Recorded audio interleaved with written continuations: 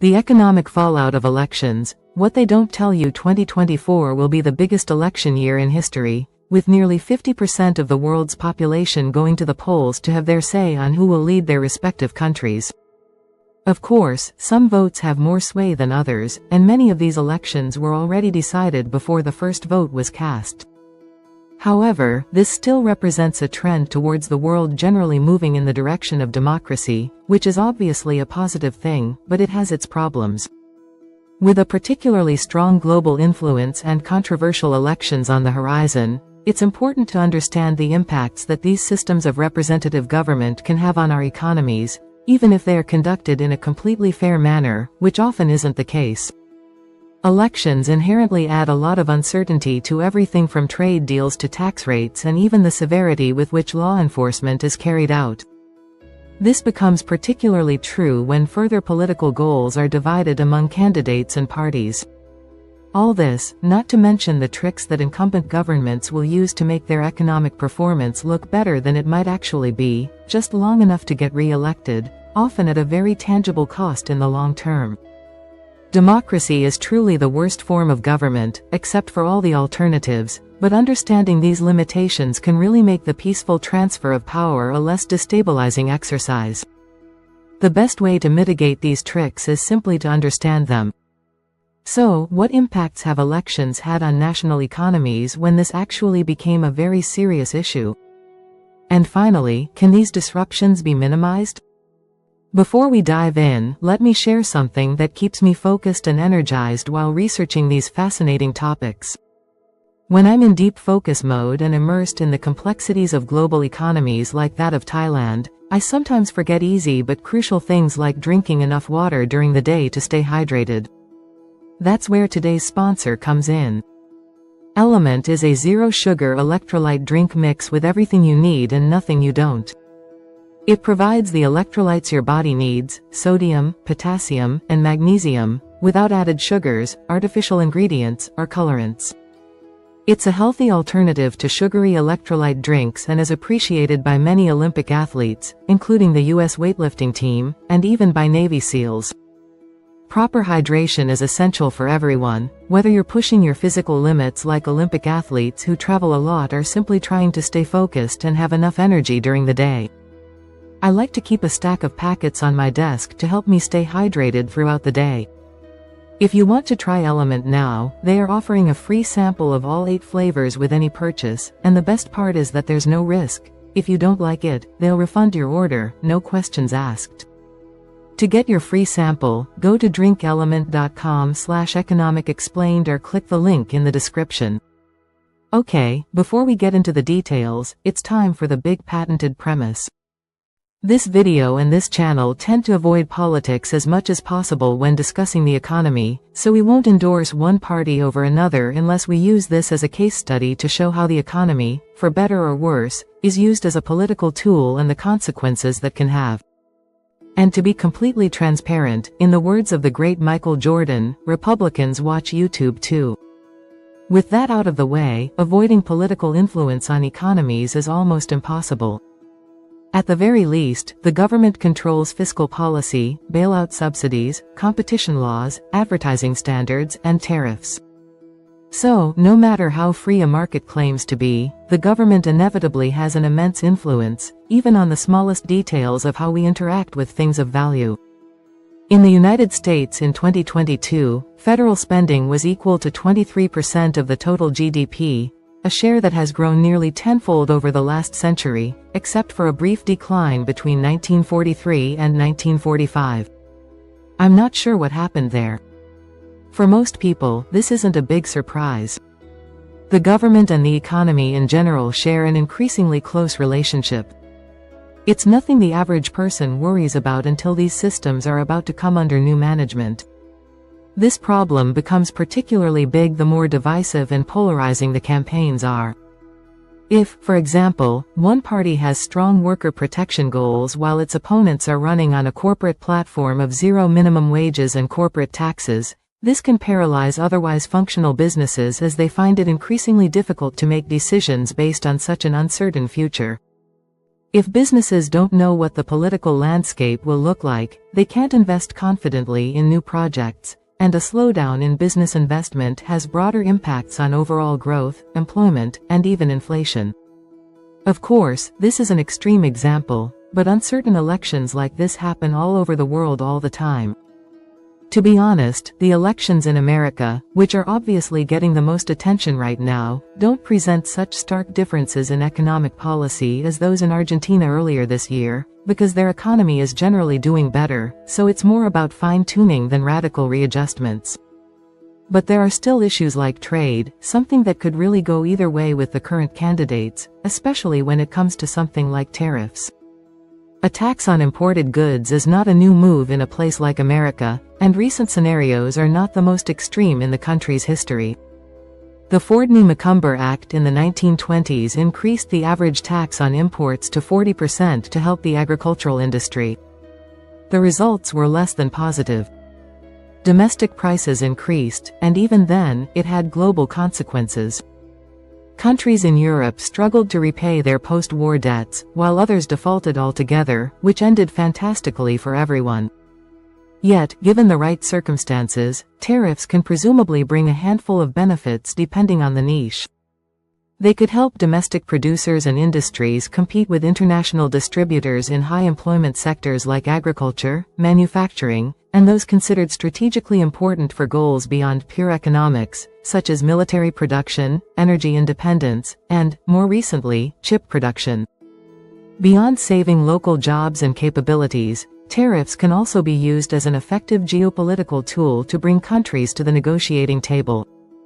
The most extreme application of this is the imposition of actual sanctions, which are essentially just severe trade restrictions, but they always come with a set of risks, including the collapse of a supply of domestic products that require internationally traded materials and damage to the supply chain that can last for decades. This removes the financial leverage that local businesses might have when negotiating a fair price and, in the long term, the big problem is removing the competition that fuels economic progress. Tariffs could protect businesses and employment in the local market, but even America will struggle to prevent other countries from buying the cheaper international supplier. BYD is now one of the largest producers of electric vehicles in the world, and if you include plug-in hybrids, they already hold the crown. But thanks to heavy import tariffs, they essentially don't exist in the American market because, after adding the tax, the final price would no longer be competitive with other electric vehicle manufacturers. Obviously, Tesla is the big producer. The advantage here is that Tesla can continue to sell cars and employ American workers without having to compete with the Chinese manufacturer, which can employ much cheaper workers and, to be honest, has a long list of government protections. The problem is that without this push to compete, there isn't much that can incentivize these protected companies to lower prices or offer a better product, which means that in international markets, they lose ground, damaging exports. I've said it before, but here in Australia, BYD cars have become extremely common almost overnight, and no amount of tariffs between America and China will stop Australian consumers from buying the cheapest EV or hybrid offer for them. This has already happened before. The American automotive industry was heavily protected from Japan when it began to emerge as a major producer in the 1970s. These cheap Japanese cars were heavily taxed, which meant there were few incentives for traditional American carmakers to improve their designs. In the end, Japanese carmakers not only produced cheaper cars than American ones but also produced better cars than them, allowing them to become a major global exporter and competitor. Ironically, the policies designed to protect American car producers ended up incubating foreign car producers. And look, almost every country has trade restrictions, it's not intrinsically good or bad to apply them. The key issue to focus on here is that elections like the one in 2024, which have a radical impact on economic policy, often create an unnecessary smokescreen for any sector that needs a reliable long-term plan. The point is that towards the end of a term, without the ability to adapt national operations, you simply don't know if they can source components or engage in free trade. It's paralyzing if the elections are more predictable. Even a stable anti-business government can often be preferable to the unknown because at least businesses can invest in domestic production without the risk of a change in the economy where they wouldn't be able to adapt at the same pace. With many uncertainties, businesses and individuals just wait to see what happens, slowing down economic activity, and this can be seen happening in many economies around the world today. Of course, there are many reasons for this, but recently, in July, employment was lower than many economists expected in America. What was predicted to be 185,000 hires turned out to be only 114,000. The situation then rebounded, but many are interpreting this as a sign of what's to come. Even as the American economy continues to grow, the slowdown has led to a notable drop in consumer confidence, and this is a rational response. There's a common pattern that people in democratic countries have seen during an election season. A vital support strategy is the U.S. Federal Reserve, usually defined as an independent entity within the government. It has its board of governors, 12 regional reserve banks, and if it functions as it should, it has almost total political autonomy. Its position in politics has been questioned from time to time over the last century, with U.S. leadership on both sides of the aisle constantly pushing the limits to see how much they can influence major policy decisions for the rest of the country. The most notable case involved Richard Nixon and the Fed chairman he appointed, Arthur Burns, which was one of the most controversial collaborations in Fed history. Towards the end of the term, with the possibility of a single party's re-election with the same ideas, the Federal Reserve usually received extreme pressure from the president to cut interest rates in an attempt to stimulate economic growth. This is not necessarily a bad decision, but if the government's fiscal policy can't be superior, the Fed's policy really needs to be, because playing with the cash interest rate to score political points has caused hyperinflation and the complete cancellation of currencies in dozens of countries around the world, even since the beginning of the new millennium. Besides interest rates, governments do a series of other things to try to sell the idea that everything is fine. They can borrow more to launch unsustainable programs, they can give the green light to poorly conceived and unsustainable infrastructure projects, or, of course, they can simply cut taxes. All these decisions can seriously damage the economy in the long term, but effective branding of these goals can be enough to secure another term in office, regardless of the likely future outcome. But when someone like the incumbent president is about to leave without the possibility of re-election, the situation can be even more complicated with the problems caused by a lame duck, an elected official whose successor has already been elected or will be soon and therefore has little power or incentive to address important political issues. This can lead to something similar to the failure of James Buchanan in the 19th century, who did absolutely nothing to stop the secession of the South from the Union, believing that the decision to separate was unconstitutional but also that it was unconstitutional to interfere, which led to the bloodiest internal conflict in American history. Economically, there was President Hoover, who tried to collaborate with FDR on policies to rectify the Great Depression, which didn't go well and probably contributed to the prolonged stagnation of the economy. Or more recently, George W. Bush and the 2008 financial crisis. Now, the policies that deregulated the banking system to the point that this crisis became as big as it did in 2008 were their economic failures, but the resulting crisis actually started right at the end of Bush's last term when the campaign for two new presidential candidates was well underway. In the end, it would be one of these two men who would inherit the crisis and be responsible for overseeing the policies to resolve it, which meant that Bush couldn't make the decisive moves that were probably justified at a time like this, adding further confusion to the collapse of the global economy. To make matters worse, the two candidates to replace Bush were both senators at the time, so they would have had to balance prudent economic policy decisions with what would look positive for their election campaign. Fortunately, what made this period particularly unique was that the competing presidential candidates, Barack Obama and John McCain, actually suspended their campaigns to address the problem and formulate policy while the lame duck president was still in office. At least for a moment, the two politicians with notably different views on the future of the country came together to make the transition smoother for whoever ended up taking office. But there was a lot of resistance, with many arguing that it was a political ploy, making it difficult to make real changes until the new president was elected. Regardless of the outcome and the headlines between them that followed immediately after, the need for this unprecedented cooperation was a clear demonstration that a nation's economic controls, which increasingly fall under the government, are not always as well managed as they probably should be. So, whether it's trade, vital support strategy, or some occasional lame duck, they have the power to create an unsettling level of uncertainty. However, there are ways in which these disruptions can be minimized when examining the system itself. Whether it's the Nixon incident or any other leader interested in the Fed, the main lesson is that the independence of the central bank is incredibly important.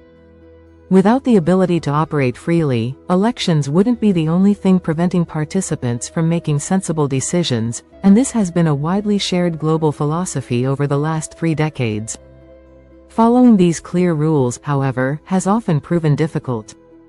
A country that has tried to challenge this rule is Turkey, an economy we've talked about at length in 2 recent videos, and not for good reasons. Without going too deeply into what has already been covered, a constitutional revision led to an increase in presidential power over their central bank, particularly over interest rates, where governors overseeing the Turkish central bank were fired in rapid succession for suggesting rate hikes to curb the inflation crisis. There have been many other problems that have led to Turkey's current struggle for stability, but ideological pressure on a banking system that relies on independence has certainly not helped its ongoing recovery. On a larger scale, America and most other advanced economies in the world have many differences with Turkey, but it's also foolish to assume that they are special or above these problems. These current, very divisive elections are the reason why the second way to mitigate the impact of these factors is perhaps the most important of all: simply being informed. Informed voters are harder to deceive, which ultimately means more stability in elections and economic decisions. It forces candidates to focus on the issues that everyone, regardless of their respective affiliation, truly cares about. All politicians seeking power in an election cycle will do everything and offer everything in an attempt to secure a vote. The democratic process is far from perfect. It gives power to people who can convince others that their ideas are better, and the best way to ensure that these ideas are realistic and also good is simply to understand them. No one can predict the outcome of an election or its future impact, let alone economists, but there is a prevailing truth in the realm of politics and its influence on the economy. People are less likely to deceive as long as everyone in the world is watching. In the comments, share your direct experience related to the topic covered today. We want to learn more and will gladly respond to any questions. Comment to let us know how we can improve. Your like would make us happy. Do not forget to subscribe to the channel so you don't miss the next video.